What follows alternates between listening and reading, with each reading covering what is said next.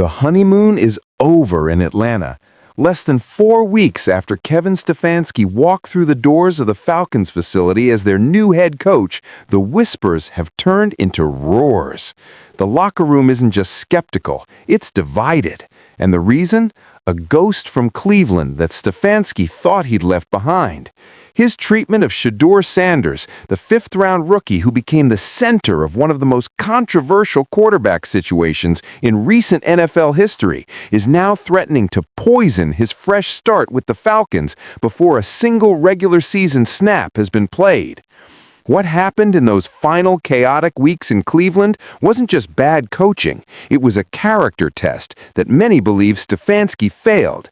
And now, as shocking reports emerge from inside the Falcons facility, it appears that some of Atlanta's biggest stars are asking the same question Browns fans screamed all season long.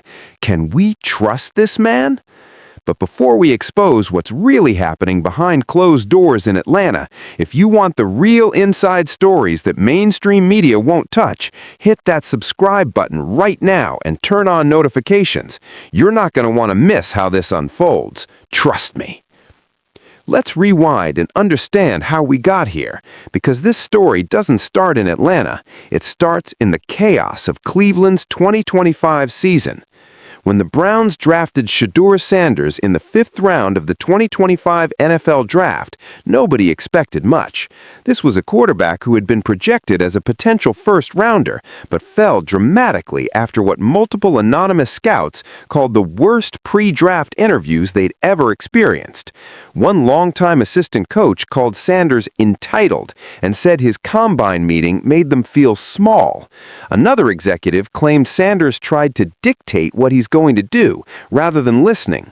But Cleveland took a chance. They signed him to a 4-year, $4.6 million contract, pocket change compared to the $230 million disaster that was Deshaun Watson's deal. And for the first 10 weeks of the season, Sanders sat. Third string, emergency quarterback, the guy nobody expected to see the field. Then Week 11 happened. Dillon Gabriel suffered a concussion against the Baltimore Ravens, and suddenly Shedeur Sanders was thrust into action. The following week, in Week 12 against the Las Vegas Raiders, Sanders started his first NFL game. And he won. He became the first Browns quarterback since 1995 to win his first career start, completing 11 of 20 passes for 209 yards, 1 touchdown, and 1 interception in a 24-10 victory. Cleveland hadn't seen a rookie quarterback win his debut in nearly 30 years. The city was electric. Finally, after cycling through over 30 starting quarterbacks since 1999, maybe, just maybe, they'd found something. Head coach Kevin Stefanski named Sanders the starter for the remainder of the season. He has constantly and consistently gotten better in each one of these games, Stefanski said publicly. He's been working very hard, so I feel good about where his development is heading. But behind the scenes, the relationship was anything but smooth. Throughout the season, tension built. In October, Sanders sparked controversy by liking an Instagram post from Browns beat writer Brad Stainbrook that called for the team to bench Dillon Gabriel in favor of him. The post read, "Gabriel's had his shot, and the team feels flat. Let the rookie learn on the fly, make mistakes, and grow. There's no better time to see what you've got in Shedeur." The Browns weren't happy. One source close to the organization described it as Sanders publicly undermining the team's decisions, but Stefanski said nothing publicly, letting the tension simmer. Then came the preseason controversies that set the stage for everything that followed. During a preseason game against the Los Angeles Rams, with Cleveland trailing 17-16 and just over 2 minutes remaining, Sanders thought he was about to get his moment, a chance to lead a game-winning drive. Instead, Stefanski pulled him for Tyler Huntley, a quarterback who had just signed with the team less than 3 weeks earlier. Sanders was shocked.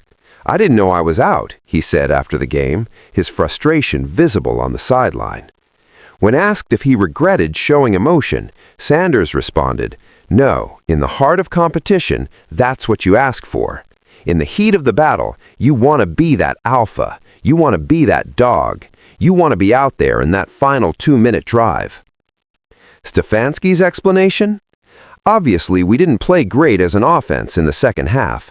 That's never on one person, so we can be better in a bunch of areas, and just felt like we wanted to give Huntley a last drive.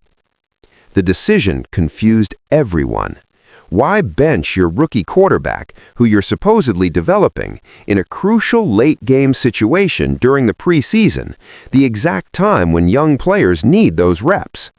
But the controversy that truly exploded came in Week 14 against the Tennessee Titans. Sanders led an epic comeback, throwing 4 total touchdowns. With the Browns trailing 31-29, Sanders found fellow rookie Harold Fannin Jr. for a touchdown with seconds remaining. The extra point would tie the game. But Browns fans knew better. They wanted to go for 2 and win it. Sanders lined up, ready to take the snap for the 2-point conversion. The game was on the line. This was his moment. Then, inexplicably, Kevin Stefanski sent in rookie running back Quinshon Judkins in a wildcat formation. Sanders was pulled. Judkins ran the play. It failed. Browns lost 31-29. The reaction was nuclear. Robert Griffin III, the Fox Sports analyst and former NFL quarterback, unleashed on Stefanski. You have to be in touch with what's going on in the game, and the young man that gave you the best chance to win the game should have been on the field in the most crucial point of the game, Griffin said. He called it a coaching failure on Stefanski's part. Local Cleveland radio host Ken Carman questioned what message the benching sent about the franchise. Browns analysts across the board were stunned. Even fans who had been critical of Sanders' attitude couldn't understand why Stefanski would bench the quarterback who had just thrown 4 touchdowns in the biggest moment of the game. Stefanski's defense? He wanted to use the wildcat formation that had worked earlier in the season. It was a football decision. But to many, including Browns fans, analysts, and reportedly some players, it looked like something else. It looked like a coach who either didn't trust his rookie quarterback or, worse, was actively undermining him. Through 7 starts, Sanders finished with a 3-4 record. His stats weren't pretty: 56.6% completion percentage, 1,400 yards, 7 touchdowns, and 10 interceptions. His 68.1 passer rating ranked dead last among qualifying quarterbacks. But he also showed flashes, becoming just the second quarterback since 2000, alongside Aaron Rodgers, to have 4+ completions of 50+ yards in his first 3 career starts. Despite the ugly numbers, Sanders was named to the 2026 Pro Bowl games roster as an alternate, replacing Drake May after the New England Patriots made the Super Bowl. He became the first Browns quarterback selected to the Pro Bowl since Derek Anderson in 2008. The selection was controversial, drawing immediate criticism given his statistics, but it was also a statement. The league saw something in Sanders that Stefanski apparently didn't. On January 14, 2026, the Browns fired Kevin Stefanski after 6 seasons. His record was 45-56 overall, including a dismal 8-26 over the past 2 seasons. Just 3 days later, on January 17th, the Atlanta Falcons hired him as their new head coach. At first, the hire seemed like a home run. Stefanski was a 2-time AP Coach of the Year. He'd led the Browns to the playoffs twice. Owner Arthur Blank praised his vision, focus, and demeanor. Falcons president of football Matt Ryan, the legendary former quarterback, called him a lead-by-example leader with a focus on fundamentals and accountability. Players initially reacted positively. Bijan Robinson, the Falcons' star running back, praised the hire during the Pro Bowl games and doubled down on Good Morning Football. All-Pro cornerback A.J. Terrell told radio host Sean Anderson during Super Bowl Media Week that he'd gotten on the phone with Stefanski to break ice and was excited to work with him. Everything seemed fine, until it wasn't. According to multiple sources, the first cracks appeared in early February during initial team meetings.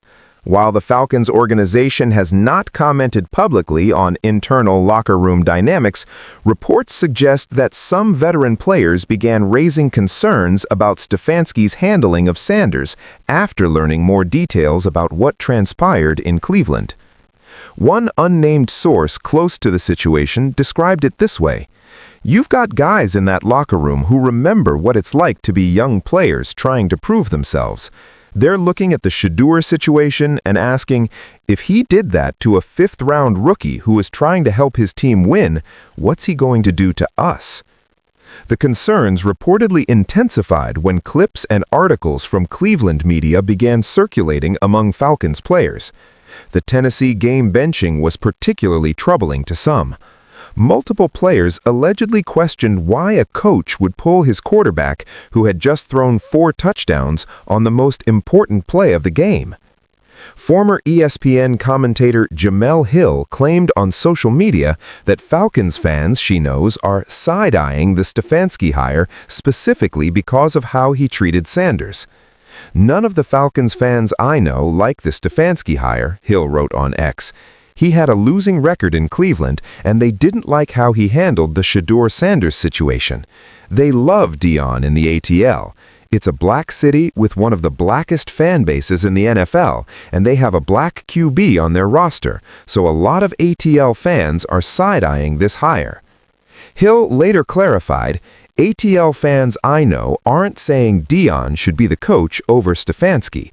They are saying they don't trust Stefanski because they don't like how he treated Shedeur." While it's unclear how widespread the locker room concerns are, there are indications that the Sanders situation has become a talking point. The Falcons have a black quarterback on their roster, Michael Penix Jr., who is recovering from a partially torn ACL. Some players are reportedly wondering how Stefanski will handle Penix's development, especially given the parallels to the Sanders situation. Adding to the complexity is the fact that Atlanta is known for its tight-knit community and strong connection to Deion Sanders, Shedeur's father, and a legendary figure in the city. The optics of a white head coach with a questionable record of developing black quarterbacks taking over a team in a predominantly black city with a black franchise quarterback have not been lost on some observers. Skip Bayless, the controversial sports commentator, tweeted his concerns shortly after the hire. "The Atlanta Falcons hiring Kevin Stefanski is a big mistake. He's overrated, talks a good game with owners, doesn't connect with players, arrogant, condescending. Now all that Falcons talent will be wasted." While Bayless is known for hot takes, his assessment echoed concerns that some insiders have quietly expressed, that Stefanski's communication style, particularly with young players, can come across as dismissive or condescending. It's worth noting that Stefanski has defenders. Some point out that Sanders himself publicly defended Stefanski multiple times during the season. When a reporter suggested that all your supporters say that Kevin Stefanski was sabotaging you, Sanders immediately pushed back. "So you just want to start trouble, huh?" Sanders said, then backed Stefanski and talked about how their relationship had grown throughout the season. In another instance, when asked about Stefanski's fourth down decisions, Sanders defended his coach, saying, "First, that's a rude question to ask. We're not going to be here and ever point fingers at no coaches."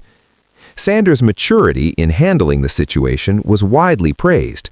But the question remains, was he truly satisfied with how he was treated, or was he simply being professional in a difficult situation?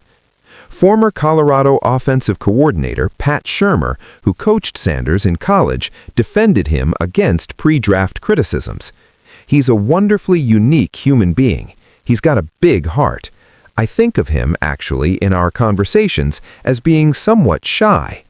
This paints a different picture than the entitled and arrogant characterizations that supposedly came out of Sanders' pre-draft interviews, the very assessments that may have influenced how Stefanski approached coaching him. So, where do things stand now in Atlanta? Officially, the Falcons organization is united behind Stefanski. Bijan Robinson and A.J. Terrell have both expressed excitement about the hire. The team retained defensive coordinator Jeff Ulbrich, who led the Falcons to a franchise record 57 sacks in 2025. Owner Arthur Blank remains publicly supportive. But beneath the surface, questions linger. Can Stefanski earn the complete trust of a locker room that includes players who may be skeptical of how he handles young talent? Will the Sanders situation continue to be a talking point as the Falcons prepare for the 2026 season? And most importantly, how will Stefanski handle Michael Penix Jr.'s development when he returns from injury? The Falcons are banking on Stefanski's experience and offensive acumen to end their 8-year playoff drought. They believe his time in Cleveland, navigating quarterback chaos with Baker Mayfield, Deshaun Watson, and others, has prepared him for this moment. But history suggests that when a coach loses the locker room's trust, no amount of X's and O's can save him. And right now, with whispers of skepticism floating through the Falcons facility, Stefanski is facing a test he didn't anticipate, proving that what happened with Shedeur Sanders in Cleveland was an aberration, not a pattern. The clock is ticking. Off-season programs begin soon, organized team activities will follow, and by the time training camp rolls around, Stefanski will need to have convinced his locker room, especially the young players, that he's a coach they can trust with their careers. Because if he can't, the Falcons' fresh start could become another false dawn, and Kevin Stefanski's second chance as a head coach could end before it truly begins. Browns fans are watching from Cleveland, many of them with a knowing look. They tried to tell everyone about the Shedeur situation. They questioned the decisions. They pointed out the patterns. The irony is rich. After all, this is the same Kevin Stefanski who won Coach of the Year awards in 2020 and 2023. The same coach who took Cleveland to the playoffs for the first time since 1992 and delivered their first playoff win since 1994. His offensive schemes are respected throughout the league, a hybrid system rooted in the Gary Kubiak coaching tree, known for creating strong running lanes and balanced attacks. But football isn't just X's and O's, it's people, it's trust, it's believing that your coach has your back when the game is on the line. And that's where the Sanders situation cuts so deep. Consider this. Shedeur Sanders, despite all the pre-draft controversy about his attitude and interviews, never publicly criticized Stefanski, not once. He defended his coach repeatedly, even when given opportunities to throw shade. That level of professionalism from a fifth-round rookie who was clearly frustrated with his treatment speaks volumes about Sanders' character. But it also raises an uncomfortable question. If a young player has to repeatedly defend his coach against accusations of sabotage, doesn't that suggest the accusations have some merit? The Falcons now find themselves in an awkward position. They can't publicly acknowledge these concerns without undermining their own hire, but they also can't ignore them. Several league sources suggest that Stefanski's initial meetings with the team have been focused heavily on building relationships and establishing trust, perhaps an indication that the organization is aware of the perception problem. One aspect that makes this situation particularly volatile is timing. The Falcons are in win-now mode. They have elite talent on both sides of the ball. Bijan Robinson is one of the best running backs in football. Drake London is a legitimate #1 receiver. Kyle Pitts, when healthy, is a matchup nightmare.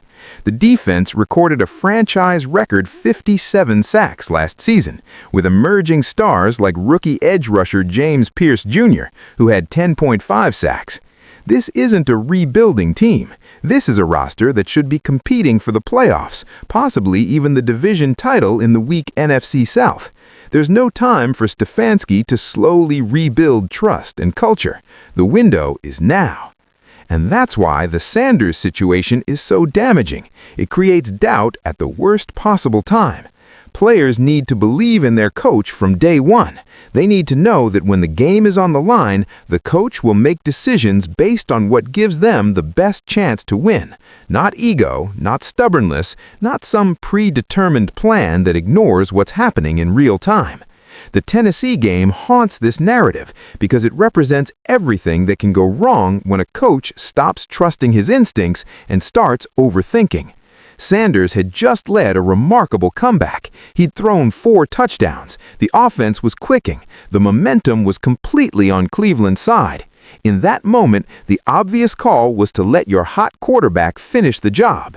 Instead, Stefanski got cute. He overthought it. He went with a wildcat formation that, while it had worked earlier, made 0 sense in that specific situation, and the Browns lost because of it. That's the kind of decision that makes players wonder, does this coach trust us, or is he more concerned with being the smartest guy in the room? Now multiply that concern across an entire locker room of professional athletes who have spent years proving themselves.